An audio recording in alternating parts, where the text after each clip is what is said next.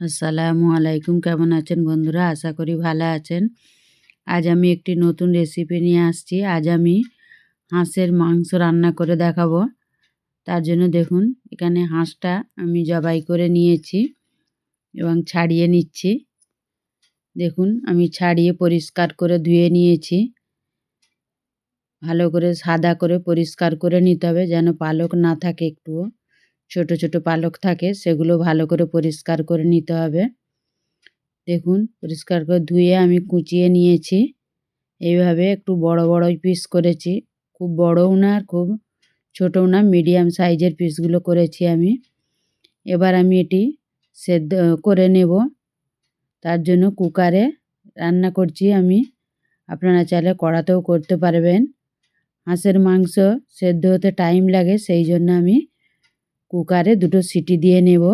এবং সব মশলা দিয়েছি: ঝাল গুঁড়ো, হলুদ গুঁড়ো, লঙ্কার গুঁড়ো, ধনের গুঁড়ো, জিরের গুঁড়ো, নুন 2 চামচ দিয়েছি, আদা রসুন 1 চামচ করে, সব মশলা 1 চামচ করে দিয়েছি।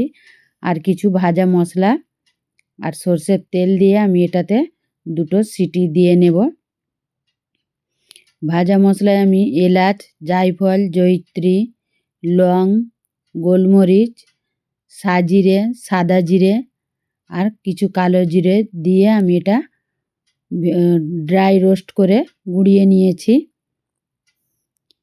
এই মশলাটা আমি হাফ দিয়েছি আর হাফ রেখে দিয়েছি ভাজা মশলাটা, সেটা আবার পরে দেব।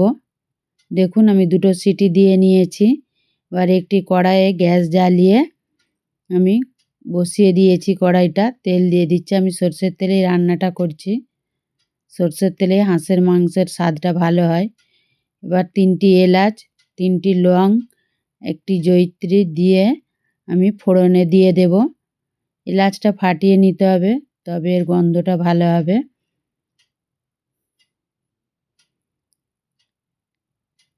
দেখুন, আমি এটি ফোড়নে দিয়ে দেব, দিয়ে হালকা ভেজে নেব। আর 2টি তেজপাতা আমি 2 টুকরো করে কেটে নিয়েছি। এবং মাংসে পেঁয়াজ দেওয়া আছে।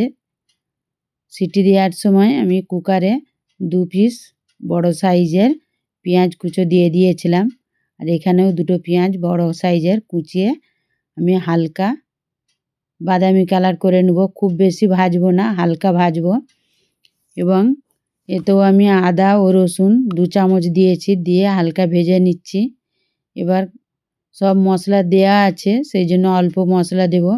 হাফ চামচ করে মশলা দেব, ধনের গুঁড়ো, জিরের গুঁড়ো, অল্প হলুদ, অল্প নুন ও 1 চামচ লঙ্কার গুঁড়ো দিয়ে আমি ভালো করে মশলাটা কষিয়ে নেব। এই পর্যন্ত ভালো লাগলে বন্ধুরা লাইক, কমেন্ট ও শেয়ার করবেন। এবং যারা আমার চ্যানেলটি এখনও সাবস্ক্রাইব করেননি, করে দেবেন। পাশে থাকা বেল বটনটি ক্লিক করে দিবেন, যাতে করে কোনো ভিডিও আপলোড করার সাথে সাথে নোটিফিকেশনটা আপনাদের কাছে পৌঁছে যায়। দেখুন, মশলাটা আমি খুব ভালো করে কষিয়ে নেব, যেন মশলার গন্ধ না থাকে। দেখুন, ওপর থেকে আমার তেল ছেড়ে দিয়েছে, মানে মশলাটা কষানো হয়ে গেছে। এবার কুকারের মাংসটা দিয়ে দেব। এবং কুকারের মাংসতে আমি পানি দিই না, কিন্তু মাংস থেকে কতটা পানি বেরিয়েছে দেখুন, দেখলেই বুঝতে পারবেন। এইভাবে আমি অল্প অল্প করে কষিয়ে নেব, খুব বেশি কষাবো না, কারণ মশলাটা কষানো আছে। আর হাঁসের মাংসতে মশলাটা একটু বেশিই দিতে হয়, নইলে হাঁসের মাংসের একটা এক্সট্রা গন্ধ থাকে, সেই গন্ধটা যাবে না। দিয়ে আমি ভালো করে কষিয়ে নিয়েছি। এবং কুকারে যে মশলাটা ছিল সেটাতেও আমি পানি দিয়ে ধুয়ে মাংসের সাথে দিয়ে দিয়েছি। দেখুন, 5 মিনিট কষালেই হয়ে যাবে, খুব চটজলদি রান্নাটা হয়ে যায়। আর এখানে আমি টক দই দিই না, শীতকালে টক দই পাওয়াটা খুব রিস্ক, সেই জন্য আমি এখানে 250 লিকুইড দুধ নিয়েছি, গরুর ফুল ক্রিম গাই দুধ। এবার ওতে একটি পাতিলেবুর রস নিংড়ে আমি দিয়ে দেব, ওইটাই টক দইয়ের কাজ করবে। দই না থাকলেও চলবে। এবার মাংসটা ফুটে গেছে, গ্যাসটা একদম লো করে দেব, দিয়ে আমি দুধটা দিয়ে দেবো। আর যদি হাই ফ্লেমে থাকে তাহলে ছানা কেটে যাবে, ভালো লাগবে না। দেখুন গ্যাসটা একদম লো করে দিয়েছি, তাই ভালো ফুটে না, দেখেই বুঝতে পারছেন অল্প অল্প ফুটছে। এবার এইভাবে 10 মিনিট রান্নাটা হতে দেব। 10 মিনিট পর আমি আপনাদের দেখাচ্ছি। দেখুন হয়ে গেছে, দেখুন দুধটাও ছানা কাটে না। এবার আস্তে আস্তে নেড়ে দেব। আর লোতে 10 মিনিট যে রান্নাটা করবেন, লো ফ্লেমে রেখেই রান্নাটা করবেন, হাই ফ্লেমে রাখবেন না, তাহলে দইটাও ছানা কেটে যাবে, দুধটা, রান্নাটা ভালো হবে না। আর এবার উপর থেকে যে বাকি ভাজা মশলাটা রেখেছিলাম আমি, সেটা উপর থেকে ছড়িয়ে দেব এবং গ্যাসটাও আমি অফ করে দেব। দিয়ে আমি রেস্টে রাখবো 5 মিনিটের জন্য।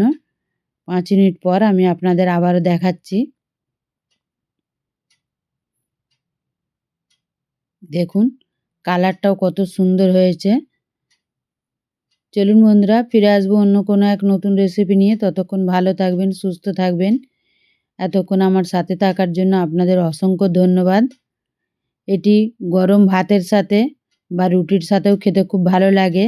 যারা ঝোল পছন্দ করেন না তারা অল্প ঝোল করবেন, কষা কষা করবেন ভাতের সাথে। দেখুন আমি সার্ভ করে দিয়েছি, আমি রুটির সাথে সার্ভ করেছি আর ভাতও দিয়েছি, যারা ভাতের সাথে খেতে চান